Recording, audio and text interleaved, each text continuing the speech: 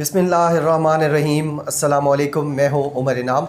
इस वीडियो में हम 4 ऐसी ख़बरों का तज़किरा करेंगे, आप तक वो ख़बरें पहुँचाएँगे जो पाकिस्तान की तकदीर के हवाले से बहुत खुशाइंद हैं, बड़ी पॉजिटिव न्यूज़ हैं। 4 वो ख़बरें हैं, उनका तज़किरा करेंगे तफसील के साथ और देखेंगे कि किस तरीके से पाकिस्तान के फ्यूचर पर एक अच्छा असर डालेंगी ये 4 जो फ़ैसले हुए हैं, ये 4 अच्छी चीज़ें जो आज पाकिस्तान में हुई हैं। लेकिन इसके साथ साथ आखिर में जाकर हम उन 2 सहाफ़ियों का तज़किरा भी ज़रूर करेंगे जो पहले डॉक्टर बने रहे, आज वो जज बने हैं। यानी पहले वैसे तो पाकिस्तान के ये जो सहाफ़ी हैं ये दुनिया का हर रूप धार लेते हैं, ऐसे बहरूपी हैं ये। लेकिन वो जो 2 बंदे हैं वो आप सब उनको डिस्कस भी कर रहे हैं। मैं भी आपको बताऊंगा कि वो कौन से 2 जर्नलिस्ट हैं। अगर आप पहले गेस कर सकते हैं बगैर सुने तो अभी कर दें कमेंट में, लेकिन फिर आखिर में मैं आपको बता दूंगा कि वो 2 सहाफ़ी हैं जो पहले डॉक्टर बने रहे हैं कुछ अर्सा, अब वो जजेस बन चुके हैं, जस्टिस बन चुके हैं। अगर इस वीडियो में हम बात करें, सबसे पहले जो अच्छी ख़बर है जो पाकिस्तान में एक इंतहाई जुर्रतमंदाना फ़ैसला किया गया है, तो वो वज़ीर-ए-आज़म इमरान ख़ान साहब ने फ़ैसला किया है कि जो रेप करने वाले हैं पाकिस्तान में, रेप के जो चीज़ें हैं वो ज़्यादा अब सामने आना शुरू हो गई हैं, ज़्यादा केसेस रिपोर्ट हो रहे हैं। और जो इंतहाई अफसोसनाक लाहौर मोटरवे, लाहौर सियालकोट मोटरवे के ऊपर जो कुछ हुआ, जिसने पूरी पाकिस्तानी कौम को झंझोड़ के रख दिया है, उसके बाद ये खुशाइन बात है कि वज़ीर आज़म के बारे में ये कहा जाता है कि जी उन तक बातें नहीं पहुँचती, वो पता नहीं कहाँ से सुनते हैं, क्या करते हैं। ये जितने मर्ज़ी लोग ये कह लें, लेकिन वज़ीर आज़म साहब ये पाकिस्तान की तारीख़ के वो पहले वज़ीर आज़म हैं जो जिनसे राब्ता, जिन तक अपनी बात पहुँचाना, जिनको अपनी बात समझाना सबसे आसान है, और जो इंतहाई जुर्रतमंद हैं, हद से ज़्यादा पुरएतमाद हैं, और जो फ़ैसला करते वक्त नहीं डरते। इमरान ख़ान साहब ने अपने दौरे इक़्तिदार में ऐसे ऐसे फ़ैसले किए हैं जो अब से पहले जो हुक्मरान थे वो ये फ़ैसले करते हुए या उन पर बात करते हुए भी कतराते थे, उन पर कभी बात नहीं करते थे। लेकिन इमरान ख़ान साहब ने उन तमाम मामलात के ऊपर जो सेंसिटिव मामलात हैं उसके ऊपर डिस्कस किए हैं, फ़ैसले लिए हैं। आज एक ऐसा फ़ैसला सामने आया है जिसमें फैसल वाडा साहब ने प्राइम मिनिस्टर को बताया कि दुनिया के अंदर, चूँकि काफ़ी ममालिक के अंदर ये है कि जो रेपिस्ट हैं उनको नामर्द बना दिया जाए, कास्ट्रेशन उनकी की जाए। इसके बारे में पहले ख़बर आई शाम को 4-5 बजे कि वज़ीर-ए-आज़म साहब ने अप्रूवल दे दी है और ये फ़ैसला, ये जो ड्राफ्ट है, ये बिल लाया जाएगा कौमी असम्बली के अंदर। वज़ीर-ए-आज़म साहब ने उसके ऊपर आमादगी का इज़हार कर दिया है। फिर जब 8 बजे हमने प्रोग्राम सुना डॉक्टर मुईद पीरज़ादा के साथ प्राइम मिनिस्टर का, तो उसमें भी प्राइम मिनिस्टर ने कहा कि हाँ, मैं ये समझता हूँ कि इस तरीके होना चाहिए और इनके जो ये रेपिस्ट हैं इनको सख्त से सख्त सज़ा दी जाए और इनको बिल्कुल नाकारा कर दिया जाए, फ़ारिग कर दिया जाए, ताकि आइंदा ये भी ना सोचें और कोई और भी इस तरह का घिनौना फ़ेल करने से बाज रहे। तो ये जो अहम तरीन फ़ैसला है, ये आप इससे पहले भी बहुत ज़्यादा होते रहे। मुख्तारा माई केस कितना बड़ा केस था, यानी पूरी दुनिया में हमारी बदनामी हुई। उसके अलावा बहुत सारे केसेस हैं, लेकिन कभी रियासत ने ना इन खतूत पर सोचा, ना जो है वो उसके ऊपर अमल किया, और ना कभी प्राइम मिनिस्टर के बाद, प्राइम मिनिस्टर के मुंह से, प्रेसिडेंट के मुंह से कभी किसी ने जुर्रत की कि वो इन चीज़ों के ऊपर गुफ्तगू करे। और मुझे एक और चीज़ भी अच्छी लगी प्राइम मिनिस्टर की, वो कहते हैं कि मैं पढ़ रहा हूँ, यानी दुनिया में ये जो कुछ हो रहा है उसके बारे में मैं पढ़ रहा हूँ। तो ये एक अच्छी चीज़ है, पाकिस्तान को एक ऐसा प्राइम मिनिस्टर मिला है जो पढ़ता है, और जिसके आज मैं ये भी देख के मुझे खुशी हुई कि प्राइम मिनिस्टर की बैक साइड पर जो किताब थी वो कायद-ए-आज़म रहमतुल्लाह अलैह के बारे में थी। लिहाजा ये जो पाकिस्तान को एक ऐसा लीडर मिला है जो सख्त से सख्त फ़ैसले कर सकता है, जो बड़े से बड़ा फ़ैसला कर सकता है, ये अच्छा फ़ैसला है। क्योंकि जब से ये वाक़या 9 सितंबर से हुआ है उसके बाद फांसी का भी मुतालबा किया जा रहा था, और पाकिस्तानी कौम की तरफ से बहुत ज़्यादा हद तक ये जो कास्ट्रेशन का था ये भी बहुत ज़्यादा सामने आ रहा था। अब वज़ीर-ए-आज़म साहब ने ये फ़ैसला कर लिया है, उन्होंने ख़ुद भी बताया है अपने इंटरव्यू में। जल्द ये जो बिल है ये फैसल वाडा साहब लाएंगे, और उम्मीद है कि इसके ऊपर बेहतरी आएगी और ख़वातीन के हुकूक़ के ऊपर भी जो चीज़ें पहले बनी हुई हैं उनके ऊपर इम्प्लीमेंटेशन नहीं हो रही थी। लेकिन आज मुराद सईद साहब ने भी बड़ी खुशाइन बात की है। उन्होंने कहा है कि हम ज़िम्मेदार हैं जो इस छत के नीचे बैठे हैं, यानी वो 342 लोग जो पाकिस्तान की तकदीर बदलने वाले हैं, MNAs हैं, हमारे कौमी असम्बली के अंदर बैठते हैं। उन्होंने ज़िम्मेदारी ली और कहा कि ये हमारी ज़िम्मेदारी है कि हम अपनी ख़वातीन को, अपनी बच्चियों को, अपने बच्चों को, अपने लोगों को इंसाफ दें, तहफ़्फ़ुज़ दें। ये बहुत खुशाइंद है और ये बहुत बड़ा फ़ैसला है, लोगों की उमंगों की तर्जमानी है, उनके जज्बात की तर्जमानी है और हम उम्मीद करते हैं कि ये कानून कौमी असम्बली पास कर देगी।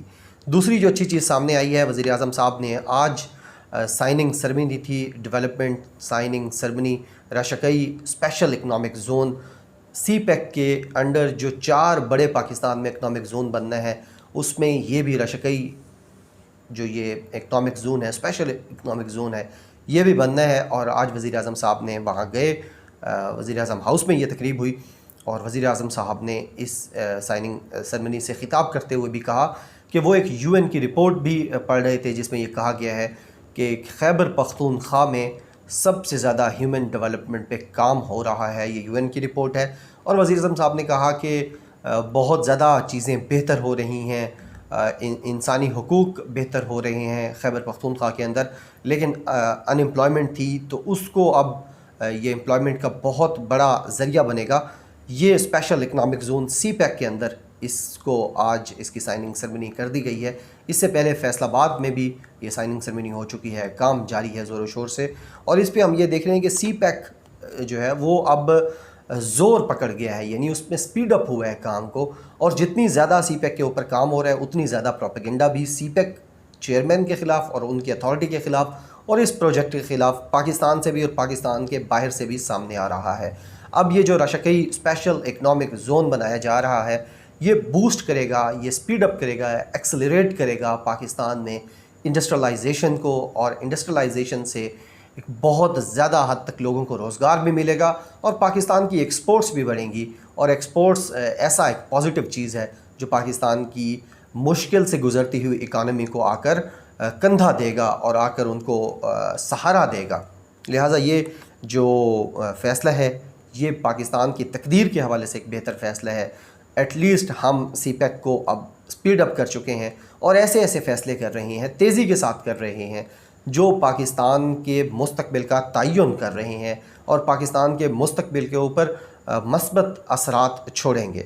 तीसरी जो अच्छी चीज़ वज़ीर आज़म साहब ने शेयर की है वो ये कि अगस्त 2020 में 2095 मिलियन डॉलर्स रेमिटेंसेस आए हैं जो ओवरसीज़ पाकिस्तानियों ने पाकिस्तान में भेजे हैं। ये 24% ज़्यादा हैं अगस्त 2019 से। और ये जो माली साल हमारा शुरू हुआ है जुलाई अगस्त से, ये 2 महीने हैं, इसमें जो रेमिटेंसेस हैं वो 31% ज़्यादा हुए हैं। ये एतमाद है पाकिस्तानियों का हमारे चैनल्स के ऊपर जहाँ से ये पैसा आता है, उन लीगल चैनल्स के ऊपर। पहले भी ज़ाहिर है सब पैसा लीगली आता था और खून पसीने की कमाई है ये ओवरसीज़ की, लेकिन डॉक्यूमेंटेड नहीं था, एक डॉक्यूमेंटेड इकॉनमी नहीं थी इस हवाले से। लेकिन अब उस मुसलसल इमरान खान साहब जब से आए हैं तो इसके ऊपर भी काम जारी है कि इसको बूस्ट भी किया जाए, ईज़ भी दी जाए। जो ओवरसीज़ पाकिस्तानी पैसे भेजना चाहते हैं वो उनको इतनी मुश्किलात होती थी, यहाँ पर भी कोई ऐसी चीज़ें नहीं थी कि उनको आसानी से वो रेमिटेंसेस मिल सकें पाकिस्तान के अंदर।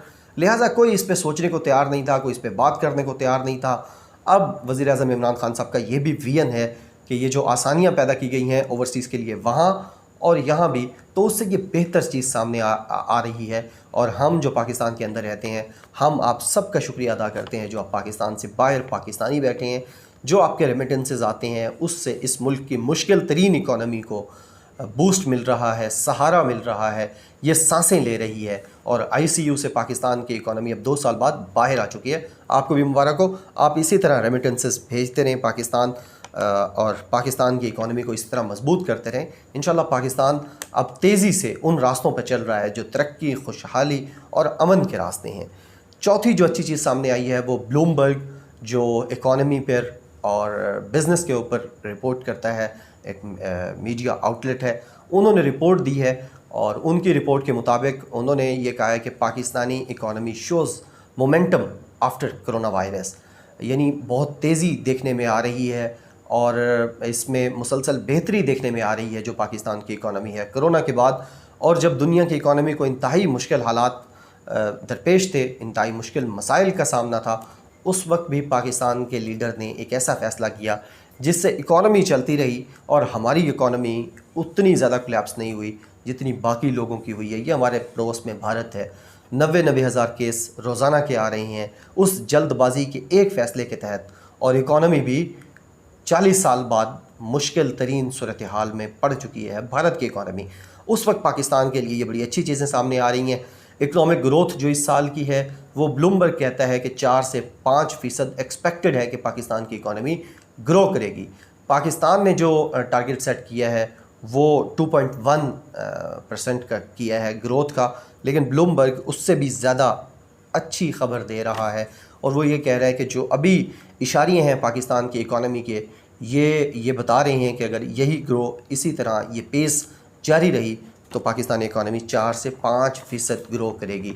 अब आखिर में शॉर्टली मैं आपको उन 2 सहाफ़ियों का नाम बता देता हूँ कि जब नवाज़ शरीफ साहब के प्लेटलेट्स मुबैना तौर पर कम और ज़्यादा हो रहे थे तो उस वक्त पाकिस्तान के सहाफ़ियों ने, तमाम के तमाम सहाफ़ियों ने एक्सपर्ट्स का रूप धारा।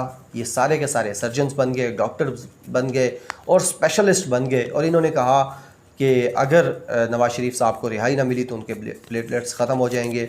इसी तरह रोज़ाना की बुनियाद पर ये हमें काउंट बताते थे, तादाद बताते थे, मिकदार बताते थे। ये सारे के सारे ये जो डॉक्टर्स थे, उसमें 2 डॉक्टर उस वक्त बने थे, उनका नाम था हामिद मीर और एक थी आसमा शिराजी साहिबा।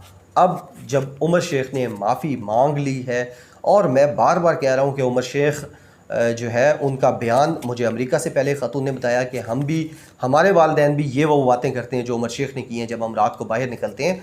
और फिर जब कल वीडियो में मैंने ये बात की तो कमेंट्स के अंदर कुछ दर्जन एक भर ओवरसीज़ ने कहा, ख़वातीन ने भी, कि हाँ बिल्कुल उमर शेख ने जो बात की है वो बिल्कुल ठीक की है।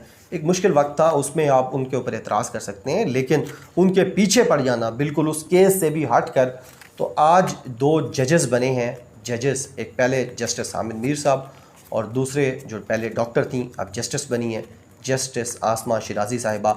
उन्होंने ये ट्वीट्स की हैं और प्रोग्राम्स भी इसके ऊपर किए हैं कि जनाब वाला, ये जो उमर शेख की माफ़ी है, उमर शेख ने जो माफ़ी मांगी है, सरेआम मांगी है, सबसे मांगी है, उस खातून से भी मांगी है, आपसे और मुझसे भी मांगी है जिनके जज्बात मजरूह हुए। तो उमर शेख ने कहा है कि जी मुझे गैर मशरूत तौर पर माफ़ कर दें, मेरे मुँह से गलत अल्फाज निकले हैं, किसी की भी दिल आज़ारी हुई है तो मुझे आप माफ़ कर दें। तो आज जस्टिस हामिद मीर और जस्टिस आसमा शिराजी साहिबा ने ट्वीट्स की कि क्या उमर शेख की माफ़ी कबूल कर ली जाए। दोनों की आप जाके ट्वीट्स देखें, वो बिल्कुल अल्फाज भी एक जैसे हैं, सवालिया निशान भी लगा हुआ है। तो मुझे उम्मीद है और मैं रिक्वेस्ट भी करता हूँ कि पाकिस्तान की बेहतरी के लिए और लाहौर में आपके जो सियासी आका हैं उनके कब्ज़ा माफिया को ख़त्म करने के लिए खुदारा उमर शेख की माफ़ी कबूल कर लीजिए जस्टिस हामिद मीर साहब, जस्टिस आसमा शिराजी साहिबा। बहुत शुक्रिया, उम्मीद है आपको ये वीडियो पसंद आई होगी। अपना बहुत ज़्यादा ख्याल रखिएगा। शुक्रिया, अल्लाह हाफ़िज़। पाकिस्तान जिंदाबाद।